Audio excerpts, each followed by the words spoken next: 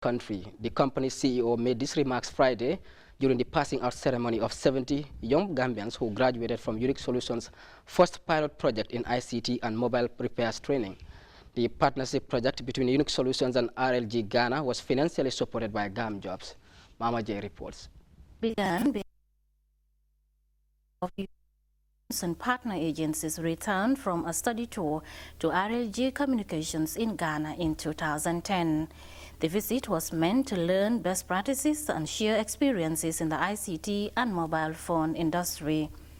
It could be recalled that 10 months ago, Unique Solutions launched the first phase of the program with financial support from Gamjobs.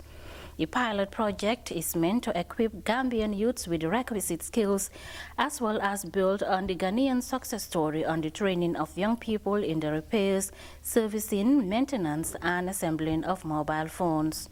The Chief Executive Officer of Unique Solutions, Papa Yusuf Njai, commended the government of the Gambia for creating the enabling environment for them to contribute their quota to national development. Mr. Njai encouraged young people to venture into the ICT sector and saw the need for an exit strategy. He called on development partners to create the much-needed jobs for the future entrepreneurs. According to the CEO of Unique Solutions, his company has already given internship to 3 graduates and pledged to sponsor 10 kiosks for the most outstanding ones to start operating their own businesses. Some of the stories of these young men and women are indeed worth paying attention to. It's tingled with a mixture of sadness, frustration, broken dreams, but above all else, there is still great hope that they believe in themselves and they believe that they can be the future of this country. They are our brothers and sisters and deserve all the support they can get.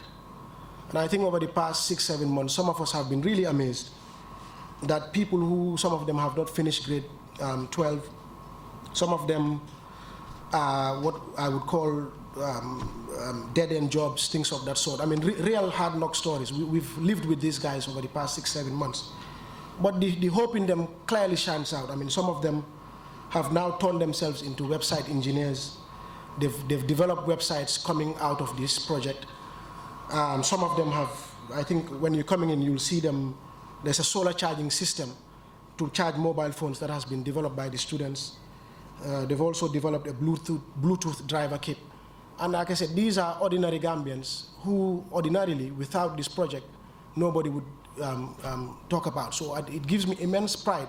Deputizing for the UNDP resident representative in the Gambia, the National Project Coordinator for Gamjobs, Salimata Toure, raised concern over the increasing rate of youth unemployment globally, citing a particular reference to the Gambia with an estimated 40% youth unemployment rate.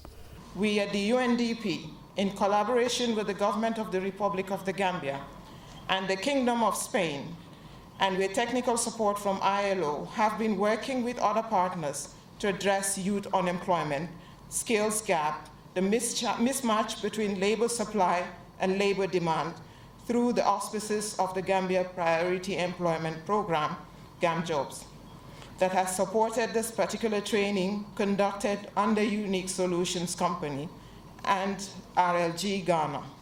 Sheriff Gomez is the Minister of Youth and Sports. He has this piece of advice for the graduating class. Training is one aspect, but indeed it is important also you, the graduates, look within yourself, look as benchmarks and role models and best practices.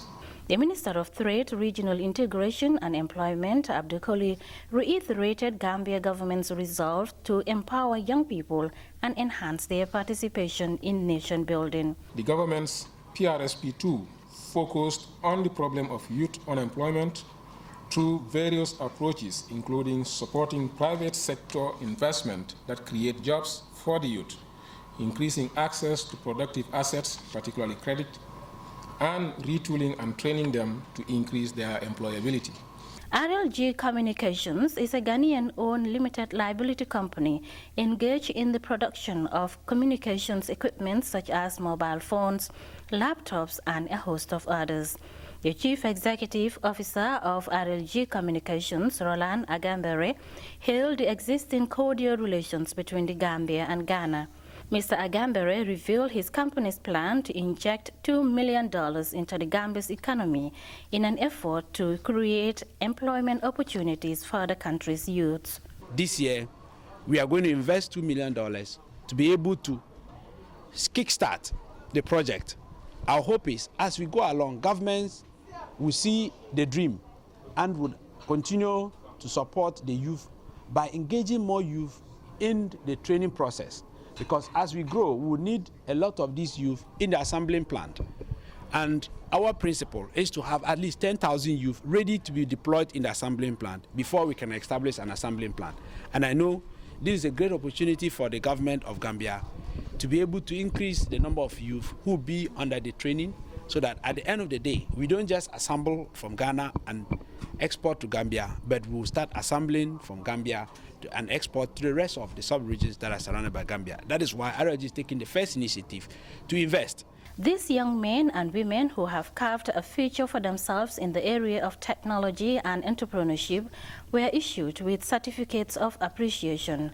It is expected that by the year 2012, 5 other African countries, including Ivory Coast, Liberia, and Sierra Leone, will also benefit from the same project that Ghana, Nigeria, and the Gambia is enjoying. The ceremony ended with a press briefing. Mama J, GRTS.